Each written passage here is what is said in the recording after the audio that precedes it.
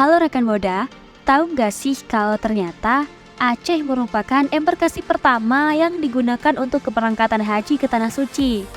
Ini dimulai sejak tahun 1503. Salah seorang pengamat sejarah dari Jakarta, J.J. Rizal mengatakan bahwasannya dahulu itu orang-orang dari berbagai wilayah di tanah air harus lebih dulu berangkat ke Aceh sebelum meneruskan perjalanan haji.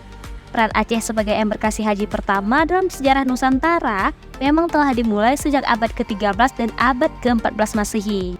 Saat itu, Pelabuhan Lambri atau Lamuri yang kita kenal dengan Pelabuhan Melahayati Kurung Raya yang bertempat di Aceh Besar menjadi tumpuan utama para pedagang Arab dan Persia pada abad ke-10 hingga abad ke-14. Tempat inilah yang menjadi pelabuhan Aceh pertama untuk perjalanan ibadah haji ke Mekah.